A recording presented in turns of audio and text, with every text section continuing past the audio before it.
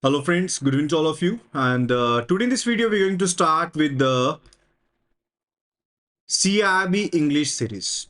So we are to cover each and everything for the CIIB subjects. We'll be covering all the 4 compulsory papers and make sure so as to watch this series incomplete. So first of all, let me give you a brief related to this series. We are going to cover the all 4 papers. We are going to cover the chapter wise videos. For BFM, we are going to start with the module B, right? First of all, we will be covering module B. Then we will be covering module D, then module A, and then module C, right? And this is going to be very much important series because we are going to cover each and every concept related to the BFM. And let me just tell you and reiterate the same thing to you that I say every single student who is going to prepare for the BFM subject, that in case of BFM, 2 modules, those are most important modules. Kindly note it down, right? And make sure that you are to share this video among your friends and colleagues who are preparing for the CIB exam, right? So those 2 most important modules are module B and module A. Module B is related to the Basel 3 norms, all about the Basel 3 risk management and everything. And module A is related to the foreign exchange. And both these modules are very much important. You can get an idea that you'll be getting almost around 60% plus of the exam questions from these 2 modules only, right? So do focus on them. We will be providing you the full course video. We will be providing you with the case study videos. We will be providing you with the one-liners, mock test, previous year questions, everything, right? So that will be a complete pack for you. So these videos will be available free of cost, but only during the live session. The first class you can be finding throughout the year because that will be available free of cost throughout the year. But after that, this particular class will be available only for the premium members, right? So whatsoever the classes which will be taken during the live sessions, those will be free of cost. But after the live sessions, those will be available only for the premium members. And if you want to get access to the PDF notes and everything like I told you, then you need to download the application right now. Here is a link, iibf.info/app, right? So do download that particular application and start your preparation.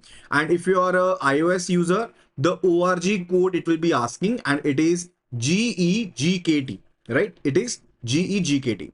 Please do confirm the audio video quality at the earliest so that we can proceed. And the first video that we're going to cover for today, it's related to the BFM module B. As I told you, we're going to cover the risk management videos first of all, right? And it's related to risk and basic risk management. So let's just jump to the video. And if you have not subscribed the channel so far, make sure to subscribe the channel, make sure to like the video so that you'll be getting the notifications related to these videos. You can also be joining our WhatsApp channel, and there you can be finding each and everything related to the CIB, all the updates, all the notifications, everything will be discussed with you. I've already shared the link, right? So I'm going to share the link with you. You just need to WhatsApp me writing CIB channel to the number 83609444207, and I'll be sharing all the details, right? Let's begin the session now. So it's related to BFM, that is basic risk management.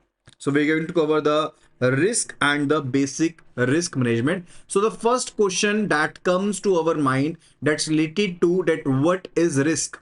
Now risk is nothing but it's related to that whatsoever the revenue you were going to earn.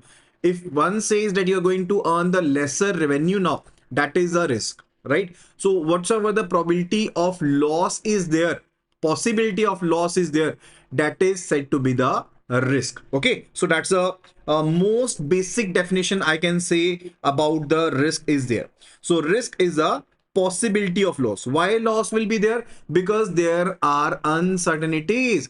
Let's say you invest the money into the stock market, right? There is volatility, the prices are going up and down, so there is a possibility of loss there, right? That is what, that is the risk that you're going to take.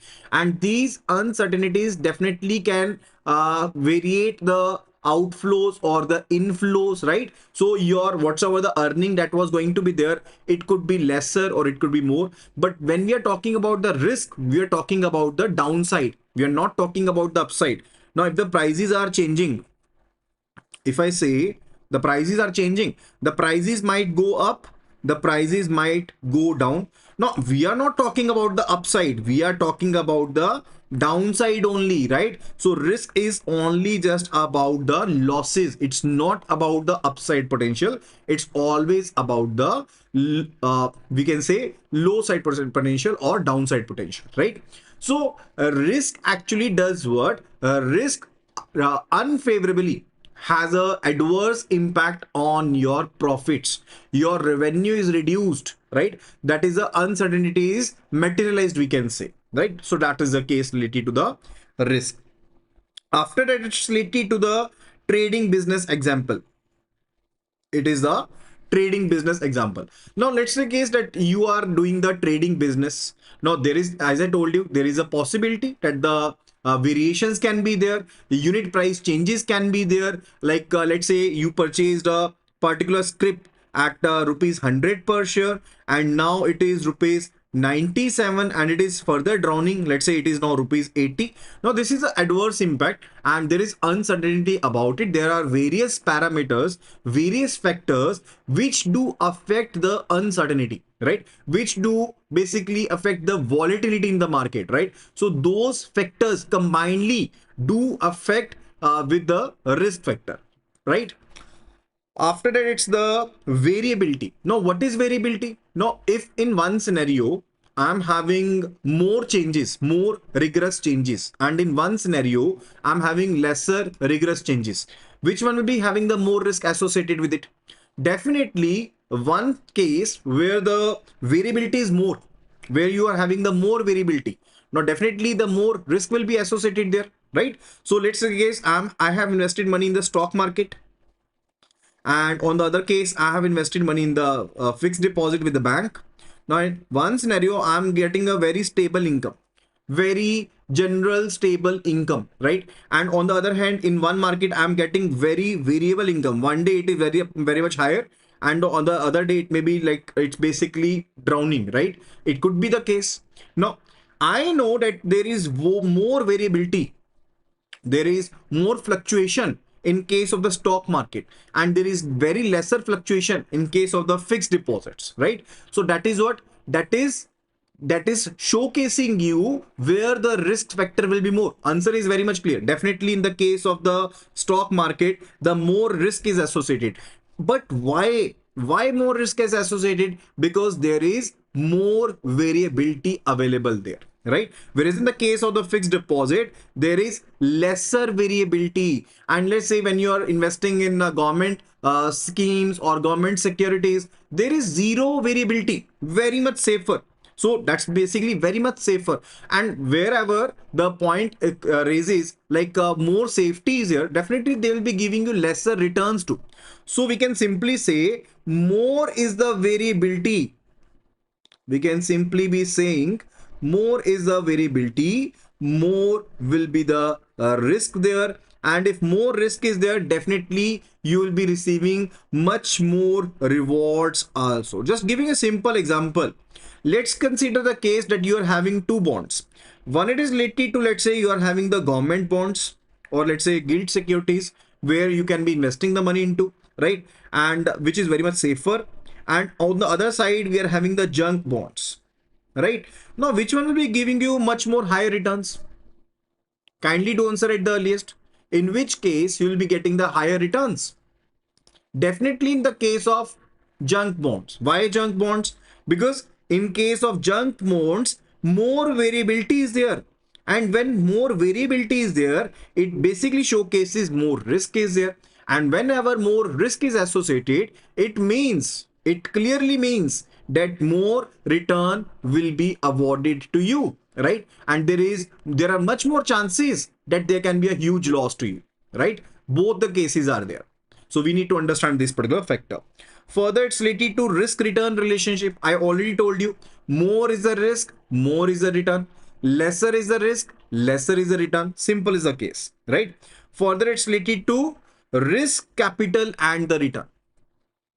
After that, the concept, it is related to the risk, capital, and return. Now what do you mean by risk? Risk is possibility of the loss, due to the uncertainty, right? So we can say more is the risk means more is the uncertainty.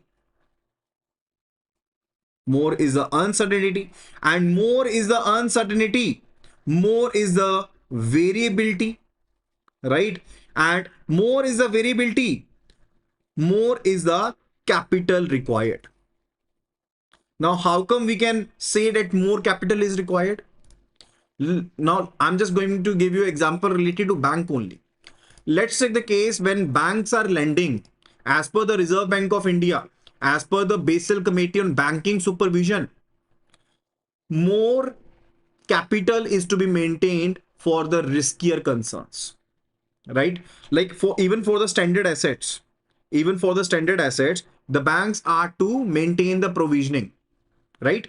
So for general standard assets, the provision is to be maintained at 0.4% for general standard assets, and for direct agriculture and SMEs, 0.25% of the provision is to be maintained, and for CRE, commercial real estate, 1% of the provisioning is to be maintained. Now it showcases what? That when we are lending toward direct agriculture and SME, these are lesser riskier. Whereas when you're lending toward the commercial real estate, these are much more riskier, right? So more is a capital is to be maintained for the riskier concerns, for the riskier instruments, for the riskier assets. Why? Because more capital would be required so as to absorb much more losses which could be generated from these uncertain assets. Getting this point? Right? So more is the risk, more is the uncertainty, more is the variability, and more capital is required so as to absorb such risks, right? That's the case. Further, it's related to the capital connection. I already told you. So more capital would be required when you're having much more risks. And why return on equity fall short? Why the return on equity fall short? Just do answer at the earliest. So we'll be just looking at a very simple problem. First of all, you should be understanding that what are the points that we are going to read about, we are going to learn about. Let me just give you a very simple example. Let's say the case that we are having two investments. One, it is related to investment one, other one it is related to the investment two, right? And we are having the data related to the different years. Let's say year 1, 2, 3, 4 and 5. Now in investment one, you are earning a fixed amount, let's say rupees 8,000 every year. That is the inflow for every single year, right? And for investment two, the variability is there. Let's say we are having 7k in the first year, 5k in the second year, 14k in the third year, 6k in the fourth year, and 12k in the fifth year. Now what is the total out inflow that you have got? Let's say case both the investments were amounting rupees 1 lakh, right? So initial investment we are talking that was rupees 1 lakh in both of the cases. Now the total in the first case, it is 8 5s are 40, so that is 40,000 total that you are receiving, right?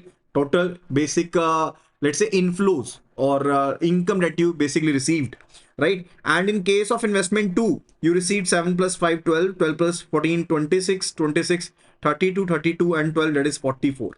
So in case of investment 2, you received 44,000. Now the question arises that let's say if we don't consider the time value of money, we are not considering if the value is depreciating or getting discounted, right? So if you're not considering the time value of money, what will be the rate of return? First question is related to the rate of return. What will be the rate of return? Now, if we have to consider the calculate the rate of return, now the total return is 40,000. So it is 40,000 divided by 5 divided by 1 lakh. That will be the average rate of return for case 1. And that will be equal to 40,000 divided by 5, that is 8,000. And 8,000 divided by 1 lakh, that is 8%. That is going to be 8%. And what will be for the second one? It will be 44,000 divided by 5 divided by 1 lakh. So we can be easily be calculating. Make sure that for each session that you're having the simple calculator ready on your side, because BFM is full of numericals, full of case studies. So make sure that you are to learn that how to calculate the things.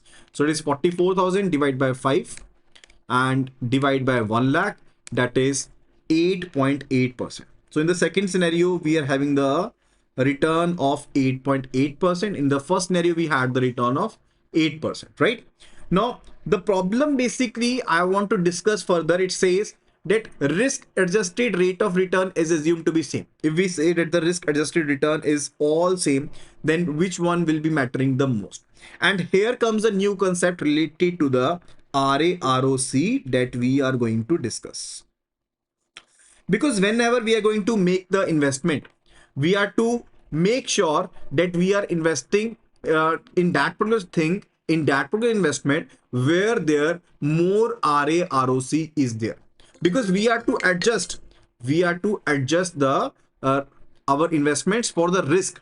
Keeping in mind what risk we are going to take, we are to adjust our investments, right? So that's the case, and that is the RAROC. So RAROC we need to keep into mind whenever we are going to invest the money, right? So RAROC takes into account the different types of the risks which are associated with the investment, right? So that's the case. So whenever we are going to take care that let's say we are earning rupees 8,000, we are basically earning rupees 8,000 each and every year, and on the other case we are having a volatile inflow, right? 1 year we are getting 7,000, on the other year we are getting 5,000, and then 14,000, and so on, right? So uncertainty is there, definitely na. Because uncertainty is there means what? It means volatility is there, right? And more volatility is there, but we cannot conclude anything out of it. Now if I say you that overall return you are getting is 8.8% in the second case and 8% in the first case, but if I tell you that RAROC is same both the cases, risk adjusted return on capital is 7% in both the cases, in that scenario I'll be going with which investment? I'll be going with the first investment. Why I'll be going with the first investment? Because I'm getting the same risk adjusted return on capital, right? It means that risk is same in both of the scenarios and I'm getting the same output. I'm getting the same output in both the scenarios, but in the case of the first scenario, I'm getting a very stable stream. It is very stable, whereas in the second case there is uncertainty, so I'll be going with the first stream. So when the RAROC is same, I'll be considering the other factors, that what thing is to be considered. And on the other hand, if I say that RAROC is 7.5% in the first case and let's say 6% in the second scenario, then definitely I'll be selecting the first one, right? In that scenario there is no case that I'll be considering the variability or anything else. If RAROC is more, then definitely I'll be considering that particular investment where the RAROC is more, right? Then after that, it's related to the introduction to RAROC. I've already explained the concept to you, but make sure that you should be paying attention to it again. Now RAROC is risk adjusted return on capital. It basically take care or accounts for the different types of the risks which may be associated with the investment. So if you're getting higher RAROC, it means even if the risks are there, even then you're getting this adjusted return over the particular investment, right? So as I told you, there are two investment, INV1 and the second investment INV2. In INV1 you are having 6.5% of the RAROC, in INV2 you are having 8% of the RAROC. Which one will be preferred? Definitely the higher one is to be preferred. We are to go for the higher one RAROC, right? So if you want to get the PDF of this particular file, you can simply be WhatsApping CAIIB updates, and you need to WhatsApp on the number 83609 44207, right? Now let's move further and learn the other concept. Now there is a three-way linkage. Now the linkage was more is the risk, more is the capital required so as to absorb the risk, and more is the return that you can be getting. Because more is a risk, you will be taking much more risk in basically in point to get the more return, right? That's the case. Further, it's related to the basic risk management framework. Let's have a look at the basic risk management framework, right? Now when we're talking about the basic things, it means that what things should be taken into account for designing the risk management framework, right? So first of all, the top management is having the much more major concern related to the management of the risk over there, right? They should be looking into it. So four fundamental considerations are there which should be taken into account. First one, it's related to the top management ownership, that the risk management is a concern of whom? It is a concern of the top management. So when you are basically lending in bank, whatsoever the risk you are taking, it's not your cup of tea na. It's the top management that who will be looking into it, that what things are to be implemented so as to manage the risk, so as to basically manage the policies. So that basically point is related with the top management, right? And the second most important thing is related to the identification and the quantification. Identification is very much required, because only when you will be identifying the risks, only then you can be quantifying the risk, and only then you will be trying to mitigate the risk. That part is clear. So we cannot be quantifying the risk directly. First of all, we are to identify the risk. So one, it's related to identify. Second, it's related to quantify. And after that, you try to mitigate that particular risk. That is basically related to the identification and the quantification. And after that, the third one, it's related to risk-based pricing. Very much important. Now, if we consider the case that, let's say case, your bank is lending for the housing loans at 7.8%, let's say, right? And your bank is lending for the credit cards at whopping interest rate of 36%. Why the bank is lending for the credit card at 36%, whereas in the case of the housing loan, the bank is just lending around 8%? Why it is the case?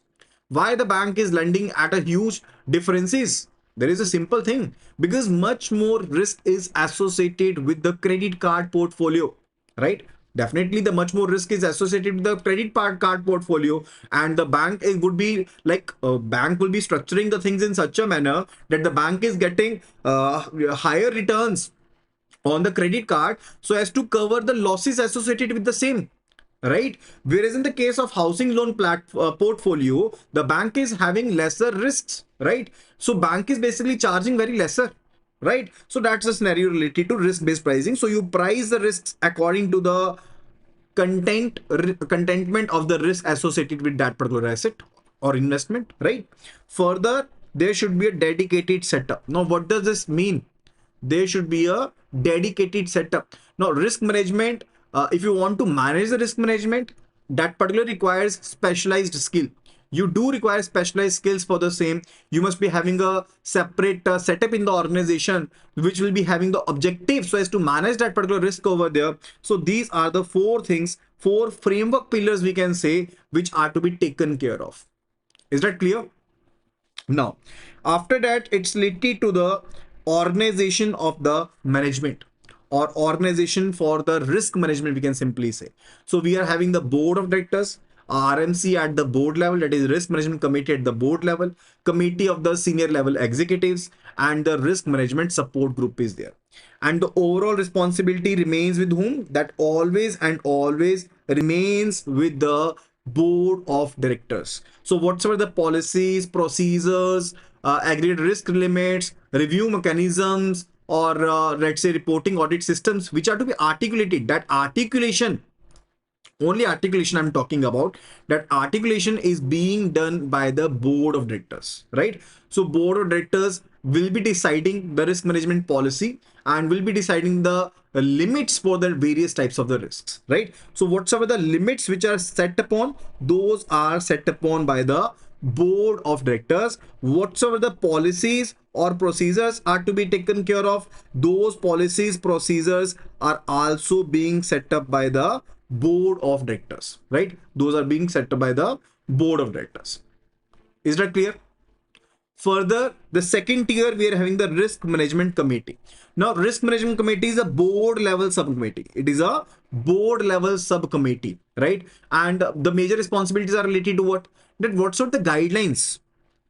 Now, whatsoever the guidelines are there for the reporting purposes, for the risk management purposes, that must be taken care by the risk management, and the risk management committees to take care that whether we are basically conforming with the policy or not.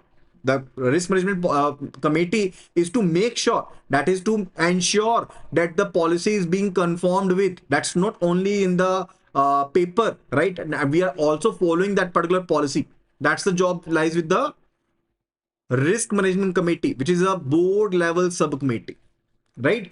Further, whatsoever the prudential limits are being set up, their periodical reviews being done, whatsoever the models are there, so as to check the robustness of those models, and proper manpower is available or not, those tasks lie with the risk management committee. So when we are talking about the confirmation, that we are conforming with those particular policies related to the manpower, proper appropriate manpower is available with it, so as to basically review the prudential limits, right? Those all tasks does lie with the risk management committee, which is a board level subcommittee. After that, we are having the senior executive committee. Now, senior executive committee is responsible for the implementation, for execution, that we are to manage the business policies, we are to basically implement the risk policies simultaneously in such a manner that we are conforming with the business strategies, and so as to keep in mind also that we need to achieve the objectives also. Those are to see, the senior level executives are there because they basically, we want to what, that we want to manage the risk also, we want to implement the policies also, and on the same side, we are to reach the or implement the objectives also. Whatsoever the objectives are there, organization objectives are there, those are also to be taken care of, right? And the fourth one, it's related to the risk management support group. Now, support group analyzes the things. It works on the ground level, right? It works on the ground level. So monitoring, reporting, analyzing, these things are being done and being reported to the senior level executives. So they do report to the senior level executives, and they are basically implementing the monitoring function, measurement function, analysis function, reporting function, though that is being done by the risk management support group. So four tier function is there. One, we are having the board of directors, which are having the overall responsibility. Second one, it's related to the risk management committee, which will be conforming the things. Manpower is being provided by the same, robustness of the models being checked. And the third one, it's related to the senior level committee, which will be basically responsible for implementing those policies and so as to achieve the objectives. And the fourth one, it will be working independently so as to monitor, measure, analyzing and reporting the particular risk to the senior executives, right? That's the case. Is that clear? So we have already covered those all points related to it. You can further go for them independently. Now let's have a look at the risk management process for the risk management. Let's have a look at it. So first of all, it's related to risk identification. I simply told you that the first step is always and always related to risk identification. Once you have identified the risk, only after that you will be quantifying the risk. Once you have quantified the risk, you will be pricing it accordingly, and you will be trying to monitor the risk, and further you will be trying to mitigate the risk. So this is a chain of cycle that we need to follow. We can only be learning only when we'll be looking into the fact that how it does work. So first of all, we need to identify the risk. The risks, first of all, must be identified. So that is a first step. So whatsoever the transactions which are being undertaken, those must be having a single risk, or maybe having a group of risks. Multiple risks can be there. It could be the liquidity risk, interest rate risk, market risk, default risk, operational risk. Any of the risks can be there, and all these risks which are basically contracted to the transactional level, like certain risks are basically which are available at the transaction level. Let's say when you're lending to an individual, ABC bank lent the amount to an individual. Now definitely when the bank lent to an individual, it could be related that the credit risk is there, default risk is there. It could be related that the person has prepaid the amount, right? That risk is there. It could be the case that there is a default in the repayment. Repayment means timely repayment was not there, right? So time risk can also be there, right? And further, it could be related to different types of risk. So the risks can be at the transactional level, or it can be at the portfolio level itself. Portfolio level means when your interest rate is changed particularly, or when we are not talking about the transactional level, when we are talking about at a bunch of loans, right, at a bank whole bank level, that is a portfolio level we are talking about, right? So the risks can be manifesting at the individual level, that is a transactional level, and those could be there at the portfolio level also, right? So the major category of risks are what? These are the liquidity risk, interest rate risk, market risk, credit risk, and operational risk, right? And further, even more than that. So liquidity risk is to be managed at aggregate or portfolio level. Interest rate is to be managed at the portfolio level. Market risk is to be managed at the portfolio level, right? But the credit risk is a type which is to be managed at the portfolio level as well as the transactional level. Operational risk is to be managed at the portfolio level as well as the transactional level, right? So there is a difference related to it. One risk is available at the portfolio level, the other risk is available at the transactional level, and also it may be available at the both of the levels, right? Is that clear? Now, let's have a look at this particular example and let's learn this through a image over here. Let's learn this through an image, right? So there is a simple scenario. I'll be trying to explain the scenario to you. Let's say the case that the branch B is there. There is a one bank and we are saying it is a branch B, right? Who has extended a loan of rupees 1 crore in accordance with the corporate policy. So you have basically extended a loan of rupees 1 crore, right? Rupees 1 crore loan is being extended as per the corporate policy, and this is extended for a period of 5 years, right? So this is extended for a period of the 5 years at the rate of interest of 1% over the BPLR, and we are considering the BPLR right now is 10%, right? BPLR is base prime lending rate, and previously it was being used. Right now it's being MCLR, marginal cost of lending rate, or it could be even the uh, uh, external benchmark lending rate could be there, right? So let's say case that the BPLR that we need to consider, it is 10%, and whatsoever the loan is being given, it is given at rate of BPLR plus 1%. It is clearly said over here, right, that it is extended at a rate of BPLR plus 1%, right? Further, the loan is to be repaid in equal quarterly installments. The loan which is being given, it is to be repaid in equal quarterly installments with 1 year of the moratorium. So 1 year moratorium is there. Like in the first year, no loan repayment will be done, and the loan repayment will be done in the second, third, fourth, and fifth year, and quarterly installments will be there.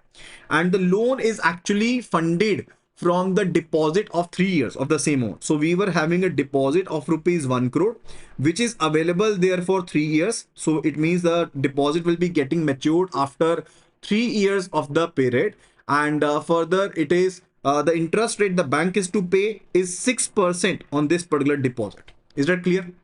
Now, what are the different type of risks which may be associated with this particular transaction, right? So you now understand that the word transaction is there, and we are not to consider the CRR or the SLR requirements, but we need to tell that what different type of risks which may be associated with this particular transaction. Is that clear?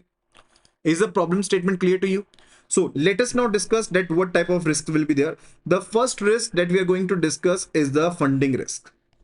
It is a funding risk which will be associated. Why the funding risk will be there? Now, let me just tell you first of all about the funding risk. Funding risk is that risk that when we need to replace the net cash outflows, we are to replace the net cash outflows. So here is a scenario. Let me just draw the timeline for it. Let me just draw the timeline here so that you can understand. So here is a scenario. We are having the year 1, 2, 3, 4, 5, right? And here is a scenario for the deposit 1, 2, and 3, right? So for the loan, it was given amount 1 crore. Here also the amount involved is rupees 1 crore deposit which is with the bank, and on deposit the bank is paying 6%, and on the loan bank is receiving BPLR plus 1%, and BPLR being 10% for now, so we can say effective rate of interest for now is 11%, right? So that is the case. And there is moratorium for the first year, no repayment will be done, and the repayment will be starting from the second year, right? And for in the by the end of the third year, the half loan will be repaid. The half loan will be repaid because it will be dividing at the end of the third year, it will be dividing into total equal parts. So if we consider that there was no default, we can simply say that 50% of the amount must have been repaid. It must have been repaid in general scenario, we can say. And here the scenario is that after 3 years, the amount will be paid to the customer. So here is what, that 1 crore amount is being paid, but the bank has already lent the amount to the customer. Here the amount is already lent, so we need to replace these net cash outflows. So whatsoever the amount which is to be paid back to the depositors, that is to be taken care of, right? We are to basically replace those cash outflows, net cash outflows. That is what, that is a funding risk. That is a funding risk, right? So the funding risk definitely will be there, because by the end of the third year, 3 years, the loan amount will be repaid to the extent of 50% only, but still 50% amounts to be amount is to be paid back, right? That's the first risk. And the second one, it's related to the time risk. Now, why time risk over there? Because it could be the case. Now, in the first scenario, we considered that the 50 lakh amount is already available with the bank, that has been repaid by the borrower, right? But 50 lakh amount is to be taken care of, right? That was the case. But in the second scenario, we can be considering, because risk is all about the possibilities, adverse possibilities, right? And if we do consider that there was some default, by the borrower, like non-repayment was there, in that particular scenario, it may even be the case that the more outstanding amount may be more than rupees 50 lakh. Let's say the case that the borrower has not paid the last 2 quarterly installments, then definitely much more amount will be outstanding over there. So that is what, that is a time risk. That is a time risk. And further, the third risk, it could be related to the basis risk. It could be related to the basis risk. Why basis risk? Now, basis risk is something where the bases are different. Bases on which the interest rate is being calculated on the assets and the liabilities are different.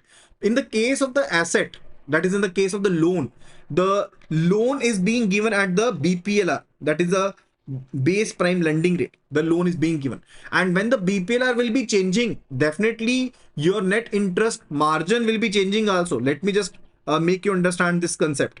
Let's first of all consider the scenario that you are receiving a interest rate of 11% on the loan, and you are paying a rate of interest of 6% to the depositor. So the net interest income, that is NII, for the bank will be 5%. Clear?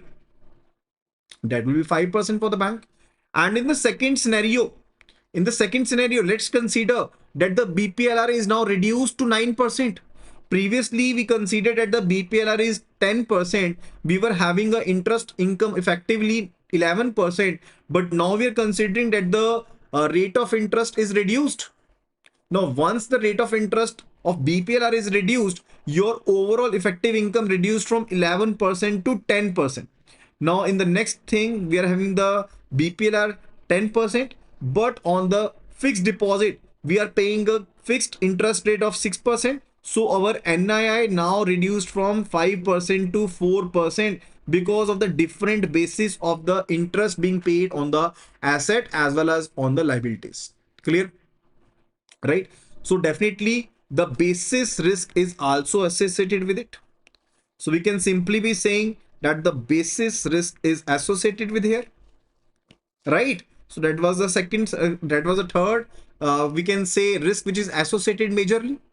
Further, the gap risk or mismatch risk is also there. Why gap risk? Because the loan is having different maturity, and the